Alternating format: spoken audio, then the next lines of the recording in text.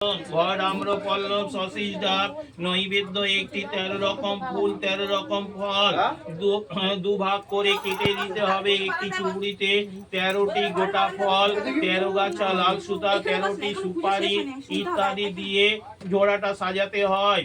ব্রতের অতিরিক্ত নিয়ম ব্রতের আগের দিন হবিষ্য বা নিরামিষ আহার করিতে হয়।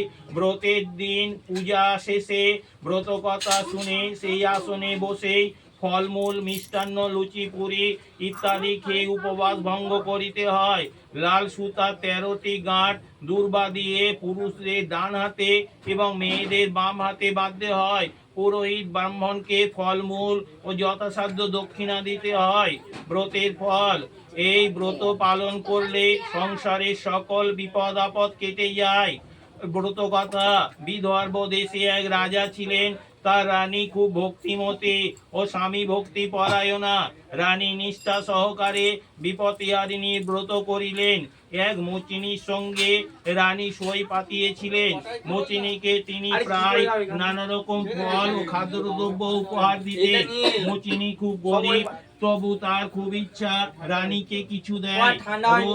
রানী রোজই বলেন যে একদিন তোমার কাছ থেকে কিছু চেয়ে নেব, কিন্তু চাওয়া আর হয় না। হঠাৎ একদিন রানী বলিলেন, তোমরা তো গোমাংস রান্না করো, একদিন একটু নিয়ে এসো, দেখবো কি রকম। মচিনী রানীর কথা শুনে খুব খুশি, খুব যত্ন সহকারে গোমাংস রাঁধলো।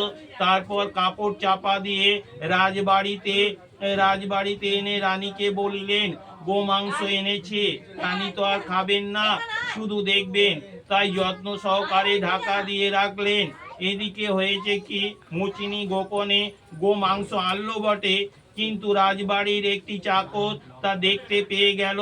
সে রাজাকে এসে সব কথা বলতেই রাজা এসে রানীকে বললেন, মচিনী তোমাকে কিছু দিয়ে গেছে, যদি আপত্তিকর কিছু সে রেখে গিয়ে থাকে তাহলে আমি তোমার শিরচ্ছেদ করব।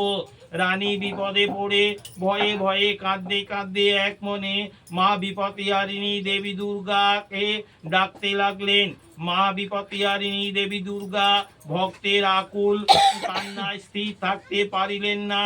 রানীর কানে কানে এসে বললেন, দেখ গে, সব ফুল ও ফল হয়ে গেছে। রানী তখন রাজাকে সেই ফুল ও ফল এনে দেখালেন। রাজা চাকরকে তিরস্কার করিলেন। মা বিপত্তিহারিণী দুর্গার কৃপায় রানীর বিপদ কেটে গেল। সেই থেকে এই ব্রত কথা চারিদিকে প্রচার হলো।